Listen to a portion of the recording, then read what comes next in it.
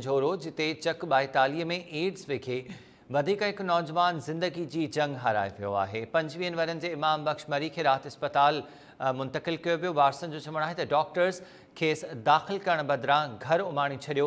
घर पहुचण बाद इमाम बख्श जी तबियत बेहतर ख़राब थी पई, जंहिं सबबु हू फौत थी वियो आहे। ॻोठाणनि जो चवणु आहे त कुझु अरसो अॻु नबीज़ाद बिरोही बि एड्स विघे फौत थी वियो। संदसि घरवारी बि मूज़ी मर्ज़ में मुब्तला आहे। तफ़सील मालूम कयूं था सिंझोरो मां टाइम न्यूज़ रिपोर्टर अनीस लगारी खां। अनीस, आगाह कजो, हिकु वधीक नौजवान एड्स विघे ज़िंदगी जी जंग हाराए वियो आहे। अमीर सिंझोरे वेझो 74 चक में एड्स जो एक वधीक मरीज़ 25 वरनि जो इमाम बख्श मरी, वल्द अली खान मरी एड्स जी मूज़ी बीमारी सां जड़ी में वफ़ात करे वियो। 25 वरनि जे इमाम बख्श मरी खे 6 महीना अॻु HIV पॉज़िटिव हुजण जी तस्दीक थी हुई ऐं हुन नवाबशाह जो PMC अस्पताल में ॾेखारियो हो, पर अस्पताल वारनि खे दाख़िल करण बजाए वापसि घर मोकिले छॾियो हुयो। राति ओचितो तबियत ख़राब थियण सबबि संदसि वारिस खेसि नवाबशाह अस्पताल खणाए विया, पर डॉक्टरनि राति बि खेसि अस्पताल में दाख़िल करण बजाए वापसि घर उमाणे छॾियो, जिते अॼु सुबुह 74 चक में बीमारी सां जड़ी वफ़ात करे वियो।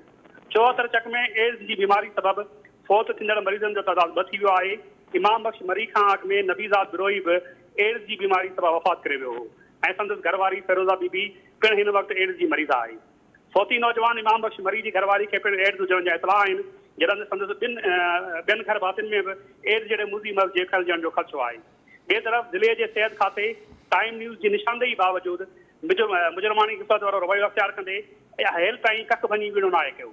74 चक में एड्स जे 2 मरीज़नि जी फौतगी ऐं 2 पॉज़िटिव केसनि जी मौजूदगी हूंदे बि का बि मेडिकल टीम न पहुती आहे ऐं न ई ॻोठाणनि जी का स्क्रीनिंग कई वई आहे।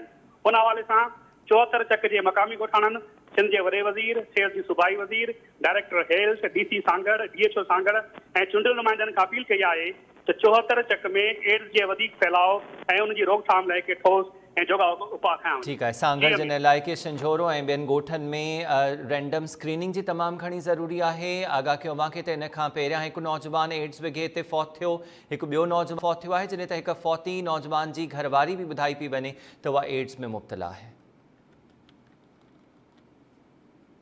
आगाह